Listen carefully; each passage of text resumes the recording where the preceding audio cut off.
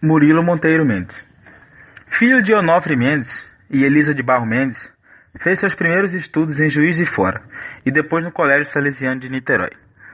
Dois acontecimentos marcaram sua juventude: a passagem do cometa Halley em 1910 e sua fuga do colégio interno em Niterói para ver no Rio de Janeiro as apresentações do dançarino russo Nijinsky, em 1917.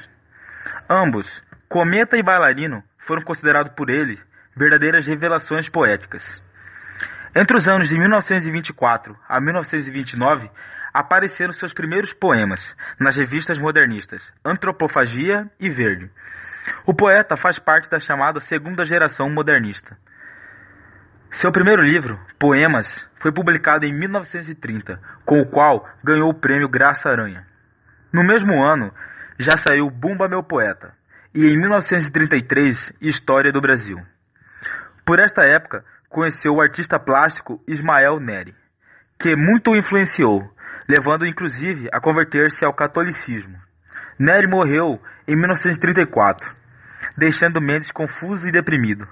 Contudo, já em 1935, publicou com Jorge Lima Tempo e Eternidade, poemas de inspiração católica. Até 1935, trabalhou como telegrafista e guarda-livros.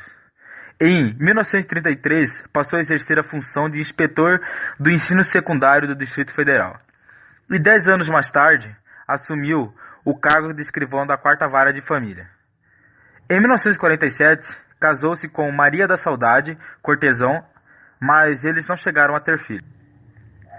Murilo era um escritor muito fértil, com publicações frequentes como A Poesia em Pânico, O Visionário, As Metamorfoses, Mundo Enigma, O Discípulo de Emaús, Poesia Liberdade, Janela do Caos, e entre várias outras. Passou a residir na Bélgica e na Holanda entre 1953 a 1956. Mudou-se para a Itália em 1957, onde se tornou professor de cultura brasileira na Universidade de Roma, e depois na Universidade de Pisa. A partir dessa época, sua poesia começou a ser traduzida e publicada na Itália, Espanha e também em Portugal. Em 1968 saiu A Idade do Serrote, Poemas Memorialistas. 2 anos mais tarde, Convergência. Em 1972, recebeu o Prêmio Internacional de Poesia Etna Taormina e publicou Poliedro. No mesmo ano, veio ao Brasil pela última vez. Em 1973, saiu Retratos Relâmpagos. Murilo Mendes, como se vê, tem uma obra abundante, mas sem perder a qualidade, pois também é fascinante. Com imensa liberdade criadora e lírica, arrisca-se até no surrealismo.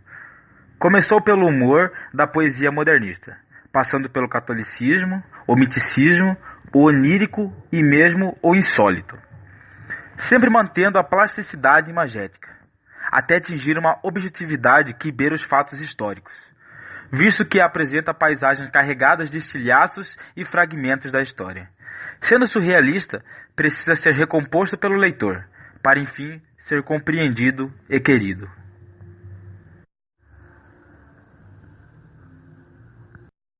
E agora a análise de um famoso poema do escritor Murilo Mendes, O Farrista.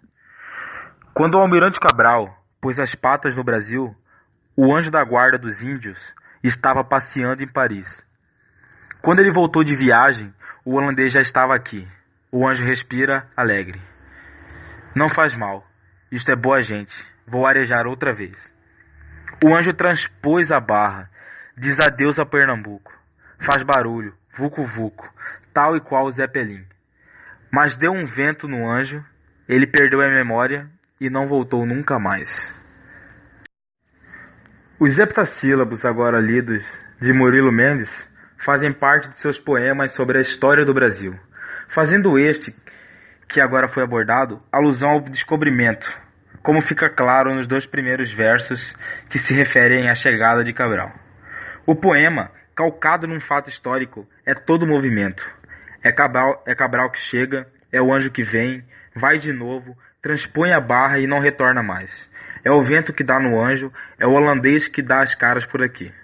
Além disso, a intensidade de movimentação daquele momento histórico é capturado pela alusão a Portugal, França e Holanda, além, é claro, do Novo Mundo. É o período das grandes navegações, e talvez por isso o anjo também é viajante. É um anjo bem inserido em seu tempo, atualizado, moderno como um Zeppelin, mas que como uma caravela, porque o Zeppelin pode ser uma caravela que voa, e portanto uma metáfora, quiçá mais apropriada à figura do anjo. Quanto aos acontecimentos do poema, temos o Cabral pondo as patas no Brasil e o anjo da guarda dos índios, que deveria protegê-los de um tal bode. Estava passeando em Paris e quando regressa já encontra o holandês por aqui, como que a despistar-lhe. O anjo viaja de novo, abrindo suas asas ao vento, tal e qual uma caravela voadora, um Zeppelin, mas ele pegou um pé de vento. Coisa a que estão sujeitas as naus. Apanhados em certas tempestades de ventos, os navios podiam ficar à deriva, viajando a sotavento dias e dias sem ver a luz do sol, podendo vir inclusive a naufragar. E daí, quanto ao nosso anjo, ele perdeu a memória e não voltou nunca mais.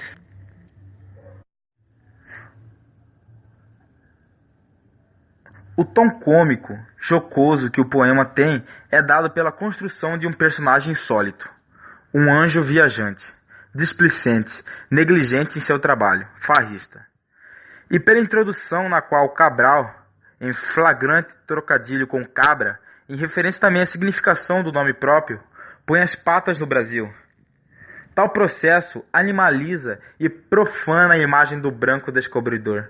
Tal animalização funciona como um avesso do processo de assimilação da imagem do índio como foi historicamente construída, assumida e divulgada por grande parte da cultura branca, se não toda, como bicho. Já a profanação é mais sutil. Ela se dá porque o trocadilho evoca todas as imagens culturais e religiosas ocidentais presentes na figura da cabra, e pelo combate que o anjo deveria oferecer a tais caprinos, representação de infiéis, apóstatas, pagãos e demônios. Estranho esse anjo da guarda, ele é um tanto quanto protestante. É uma época na qual os ventos de reforma sopravam já há séculos sobre a Europa. A Europa, que já vira John Wycliffe, os Lordados, Jan Hus, Jerônimo e muitos outros bem antes de Lutero e Calvino. A Europa que teve a Península Ibérica como reduto de cerrada resistência católica, um dos quartéis generais da Contra-Reforma. Pois então, em uma época assim, o anjo da guarda dos índios simpatiza com os holandeses e está em Paris, na França do protestante calvinista. E justo um anjo da guarda, algo que se tornou uma doutrina cara ao catolicismo da Contra-Reforma, não por sua importância intrínseca ou credibilidade no credo, mas por ter se tornado pomo de discórdia teológica com o protestantismo, que não questionava a existência dos anjos, nem o seu ministério, mas questionou todo o sistema de culto, orações e devoção ao anjo da guarda, bem como a postulação de um anjo especificamente destacado para cuidar de certo alguém o tempo todo. A celeuma foi tanta que alguns dos acréscimos feitos ao texto bíblico no Concílio de Trento para alterar a edição católica deverão-se especificamente à vontade ou necessidade de fundamentar biblicamente a doutrina do anjo da guarda. O personagem sobre o qual ainda não foi falado é o holandês, navegador também e adversário de Portugal, que ao aparecer por aqui acaba funcionando como uma cortina de fumaça para o farrista, que acaba de chegar da Europa, Paris mais precisamente, e o identifica como boa gente. O holandês faz o anjo concluir que tudo está bem, e o displicente que respira alegre não investiga os últimos acontecimentos, mesmo porque está pronto para zarpar de novo, e o faz. Mediante inversões e questionamentos, o poema parece perguntar ou tentar responder a uma pergunta. Onde estava o anjo da guarda dos índios quando os portugueses chegaram aqui? Uma pergunta a qual católicos conquistadores, jesuítas, colonizadores não poderiam se esquivar. Bem, se os índios tinham alma, como o primeiro se assumiu, tinham uma alma pagã e, portanto, sem direito ao anjo da guarda. Porém, se tinha a inocência que lhe foi atribuída de início, poderiam, por alguma graça específica, ter alcançado com Carco 1. Mas então, como o anjo da guarda é parecido com quem protege, esse anjo era livre demais e tinha problemas e cuidados de menos, sem muitos perigosos bodes a combater. O que lhe permitia, por um lado, ser um espírito desplugado, acústico, festeiro, e por outro, ser um espírito aventureiro, e estar acompanhando, como seus iguais que trabalhavam no velho mundo, os grandes progressos, as mudanças, as grandes navegações. Também, se os índios não tinham alma, como se concluiu depois para escravizá-los, então não tinham anjo da guarda mesmo. E quando eles voltam a possuir alma, de modo a não serem escravizados, e o negro africano perde a sua, porque um escravo trazido via comércio de outro lugar gerava para a metrópole o lucro que o índio que já estava aqui não dava. Os portugueses já estavam definitivamente instalados e os anjos da guarda disponíveis eram seus aliados, e passariam aos índios mediante a conversão possível pela via da catequese. Em qualquer situação, a resposta é a mesma. Ele, o anjo, não estava aqui.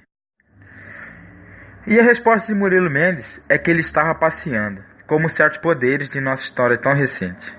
Enquanto isso, todo mundo vem aqui, seja de que confissão for, e os índios estão sujeitos ao desamparo quando o cabral e a boa gente põem as patas e os pés em solo até então indígena. Ironia do destino, ou consequência funesta para quem colhe o que semeia.